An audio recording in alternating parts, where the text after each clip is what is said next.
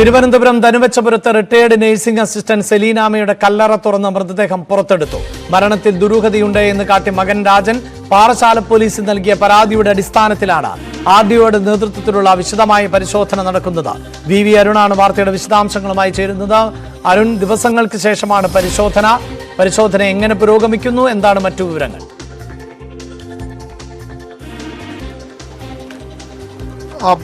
ഏതാണ്ട് അരമണിക്കൂർ മുമ്പാണ് സെലീനാമയുടെ മൃതദേഹം പുറത്തെടുത്തത്. ഇൻക്വസ്റ്റ് നടപടികൾ പൂർത്തിയാക്കി പോസ്റ്റ്മോർട്ടത്തിലേക്ക് കടക്കുകയാണ്. ഇപ്പോൾ അല്പസമയത്തിനകം പോസ്റ്റ്മോർട്ടം നടപടികൾ ആരംഭിക്കും. ജീർണിച്ച അവസ്ഥയിലാണ്. 16 ദിവസത്തെ പഴക്കമുണ്ട് ഈ മൃതദേഹത്തിന്. അതുകൊണ്ട് തന്നെ അത്രയധികം ജീർണിച്ച അവസ്ഥയിലാണ്. അതുകൊണ്ട് എത്രത്തോളം ഗുണം ചെയ്യും ഈ പോസ്റ്റ്മോർട്ടം എന്ന കാര്യത്തിൽ സംശയമുണ്ട്. എങ്കിൽ പോലും ഇപ്പോൾ പോസ്റ്റ്മോർട്ടം നടപടികൾ അധികം വൈകാതെ തുടങ്ങും. കഴിഞ്ഞ മാസം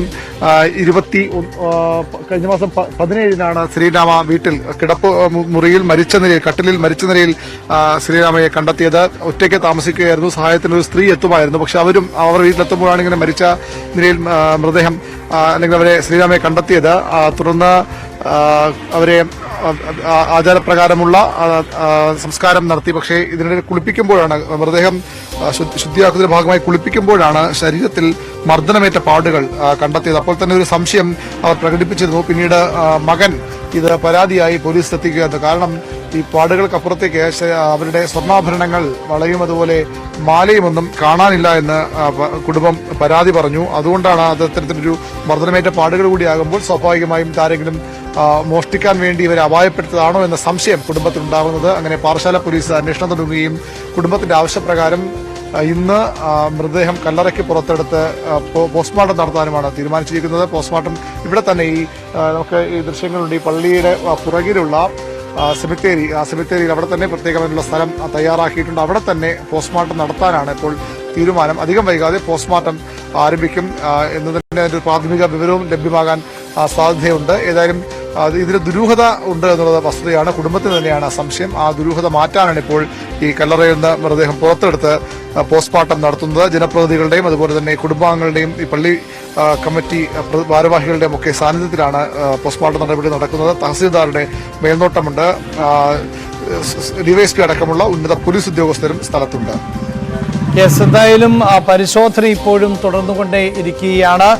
സ്ഥലത്ത് ഉദ്യോഗസ്ഥർക്ക് മാത്രമാണ് പ്രവേശനം അനുവദിച്ചിട്ടുള്ളൂ. മാധ്യമപ്രവർത്തകർക്ക് ഇപ്പോഴും പ്രവേശനം അനുവദിച്ചിട്ടില്ല. ഒരുപക്ഷെ അരുൺ, ഈ പരിശോധനകൾ പൂർത്തിയാക്കിയ ശേഷം ഉദ്യോഗസ്ഥരുടെ ഭാഗത്ത് നിന്ന് പ്രതികരണത്തിനുള്ള സാധ്യത കാണുന്നുണ്ടോ? അതിനുള്ള ശ്രമം നടത്തുന്നുണ്ട്. കാരണം എന്താണ് സംഭവിച്ചത്, ഈ ഒരു പോസ്റ്റ്മോർട്ടത്തിന്റെ പ്രാഥമിക റിപ്പോർട്ട് വരുമ്പോൾ തന്നെ ഏകദേശം ഈ മരണകാരണം വ്യക്തമാകും. ഈ സ്വാഭാവിക മരണമാണോ അല്ലെങ്കിൽ ഏതെങ്കിലും തരത്തിലുള്ള മർദ്ദനമോ അല്ലെങ്കിൽ അവരെ ഏതെങ്കിലും തരത്തിൽ അപായപ്പെടുത്തുന്ന ശ്രമമോ നടന്നിട്ടുണ്ടെങ്കിൽ സ്വാഭാവികമായും ഈ പോസ്റ്റ്മോർട്ടം റിപ്പോർട്ടിൽ വ്യക്തമാകും. അതിന്റെ പ്രതികരണം ഡിവൈഎസ്പി അടക്കമുള്ള ഉദ്യോഗസ്ഥർ നമ്മൾ പ്രതീക്ഷിക്കുന്നുമുണ്ട്. ഡിവൈഎസ്പി ആണ് ഇവിടെ ഇതിന് പോലീസിന്റെ ഭാഗത്ത് നിന്ന് നേതൃത്വം നൽകുന്നത്. സ്പെഷ്യൽ ബ്രാഞ്ച് ഡിവൈഎസ്പിയും ഒക്കെ ഇവിടെ വന്നിട്ടുണ്ട്. ഏതായാലും കൃത്യമായ ഒരു കാരണം ഈ പോസ്റ്റ്മോർട്ടത്തിലൂടെ തന്നെ ലഭ്യമാകും എന്ന് തന്നെയാണ് പ്രതീക്ഷിക്കുന്നത്.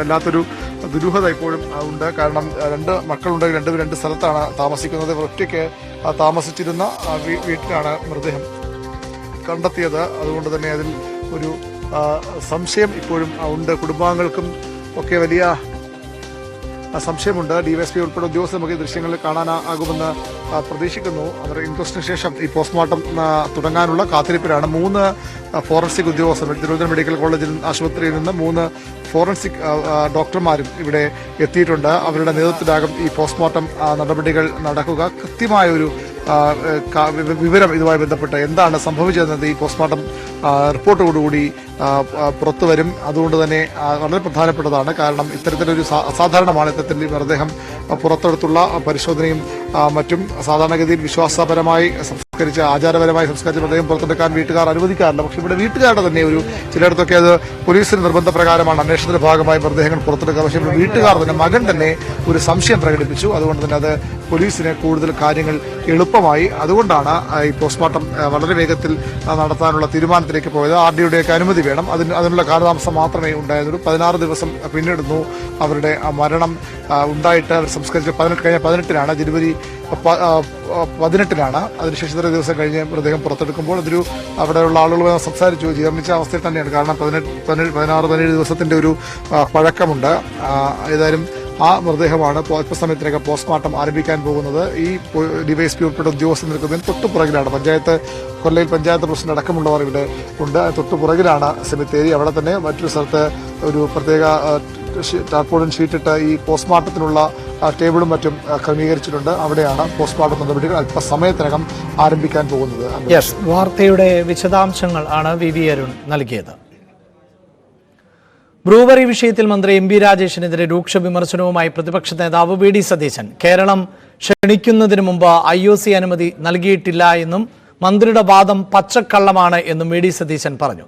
അപേക്ഷ നൽകി അന്ന് തന്നെ അതിന് വാട്ടർ അതോറിറ്റി അനുമതി നൽകിയതെങ്ങനെയാണ് എന്നും മുഖ്യമന്ത്രിയുടെ അറിവോടെയാണ് എക്സൈസ് മന്ത്രി ഇക്കാര്യം ചെയ്തത് എന്നും വി ഡി സതീശൻ ആരോപിച്ചു. ഒയാസിസ് കമ്പനിക്ക് പാലക്കാട് എലപ്പുള്ളിയിൽ മദ്യനിർമ്മാണശാല ആരംഭിക്കാൻ ഉള്ള നടപടിക്രമങ്ങളെക്കുറിച്ച് മന്ത്രി ഉയർത്തിയ നുണകളുടെ ചീട്ടുകൊട്ടാരം തകർന്നു വീഴുന്നതാണ് ഇപ്പോൾ കാണുന്നത്. കേരളത്തിലെയും മറ്റ് മദ്യനിർമ്മാണശാലകൾ ഒരു ഡിസ്റ്റിലറികളും ഇങ്ങനെ മദ്യനയം മാറി പുതിയ മദ്യനിർമ്മാണശാല തുടങ്ങാൻ തീരുമാനമെടുത്തിട്ടുണ്ടെന്ന് ആരും അറിഞ്ഞില്ല.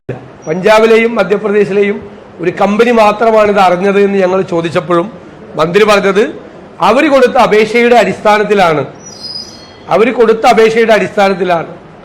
ഈ അനുമതി കൊടുത്തതെന്നാണ്. അതായത് സംസ്ഥാന ഗവൺമെന്റിന്റെ ക്ഷണപ്രകാരമാണ് അവരിത് സ്ഥാപിക്കുന്നതെന്നാണ് 16/6/2023 വാട്ടർ അതോറിറ്റിക്ക് കൊടുത്തിരിക്കുന്ന കത്തിൽ കാണിക്കുന്നത്. കേരളത്തിലെ മദ്യനിർമ്മാണ എത്തനോൾ പ്ലാന്റും എക്സ്ട്രാ ന്യൂട്രൽ ആൽക്കഹോളും കേരളത്തിൽ നിർമ്മിക്കാൻ അനുവാദം കൊടുക്കുമെന്നുള്ള മദ്യനയം സംസ്ഥാന ഗവൺമെന്റിന്റെ മാറുന്നതിന് മുമ്പ് തന്നെ ഈ കമ്പനിയായിട്ടുള്ള ഡീൽ ഉറപ്പിച്ചത്. കേരളം പാപ്പരാണ് എന്ന് കാണിച്ചു നേടുന്ന ഒരു സഹായവും വേണ്ട എന്ന് മന്ത്രി കെ രാജൻ. മലയാളികളുടെ ആത്മാഭിമാനം എവിടെയും പണയം വെക്കില്ല. കേന്ദ്രമന്ത്രിമാരായ സുരേഷ് ഗോപിയുടെയും ജോർജ് കുര്യന്റെയും പ്രസ്താവന ഒരു അധമ സംസ്കാരത്തിൽ നിന്ന് വന്നതാണ് എന്നും കെ രാജൻ പ്രതികരിച്ചു. കേരളത്തെ പ്രതിനിധീകരിച്ച് കേന്ദ്ര മന്ത്രിസഭയിലും പാർലമെന്റിലും പോകുന്ന ആളുകൾ ആരുടെ വികാരത്തെയാണ് പ്രതിഫലിപ്പിക്കുന്നത് എന്ന് ആത്മപരിശോധന നടത്താൻ അവർ തയ്യാറാകണം. കേരളത്തിലെ ജനങ്ങളും തയ്യാറാകണം. കേരളത്തെ പ്രതിനിധീകരിച്ച് ഏത് സ്ഥലത്തേക്ക് പോയാലും അവർ പ്രകടിപ്പിക്കേണ്ട വികാരം കേരളത്തിന്റെ വികാരമാണ്. കേരളം ഇനി ഞങ്ങളുടെ കയ്യിൽ ഒന്നുമില്ല എന്ന് പറഞ്ഞ് അതിദരിദ്രരുടെ പട്ടികയിലേക്ക് സ്വയം പ്രവേശിച്ച് പിച്ച ചട്ടിയുമായിട്ട് വന്നാൽ മാത്രമേ കേരളത്തിന് ഒരു രൂപ പോലും തരാതിരിക്കുള്ളൂ എന്ന് പറഞ്ഞാൽ അതിന്റെ അർത്ഥം നിലവിൽ കേന്ദ്ര ഗവൺമെന്റിലെ മന്ത്രിമാരും BJP നേതാക്കളും പറഞ്ഞത് പൂർണ്ണമായും തെറ്റാണെന്നാണ്. കേരളത്തെ പൂർണ്ണമായി അവഗണിച്ചു എന്ന് കേന്ദ്ര ബഡ്ജറ്റിനെ കുറിച്ച് കേരളം പറഞ്ഞപ്പോൾ പലരും വിശദീകരിച്ചത് പ്രയോറിറ്റി പ്രോജക്റ്റുകളാണ് എടുത്തിട്ടുള്ളത്, മനഃപൂർവ്വമായ അവഗണനയല്ല എന്നാണ്. എന്നാൽ ബഹുമാനപ്പെട്ട കേന്ദ്ര സഹമന്ത്രിയുടെ പ്രഖ്യാപനത്തിലൂടെ ബോധപൂർവം കേരളത്തിന് പണം തരാതെ കേരളത്തെ അവഗണിക്കാനുള്ള തീരുമാനമാണ് എടുത്തത് എന്ന ബോധ്യം നമുക്കുണ്ടായി. അത് ഒരു ഫെഡറൽ രാജ്യത്തിന് സാധ്യമായതേ അല്ല. ഭരണഘടനയെ അവഹേളിക്കുന്നതിന് തുല്യമാണ്. നമ്മുടെ റൈറ്റിനെ കുറിച്ചാണ് അവർ സംസാരിക്കുന്നത്. നിങ്ങൾക്ക് ഉണ്ടായ നേട്ടങ്ങളെല്ലാം വാരിക്കെട്ടിപ്പൂട്ടി ആ ഭൂമിയിലേക്ക് താഴ്ത്തി കേരളത്തിന്റെ അഭിമാനം പണയം വെച്ച് ഞങ്ങൾ ഒന്നുമില്ലാത്തവരാണ് എന്ന് കരഞ്ഞു നിലവിളിച്ചാലേ പണം തരുള്ളൂ എന്ന് പ്രഖ്യാപിക്കുന്ന വിധത്തിലുള്ളൊരു പ്രസ്താവന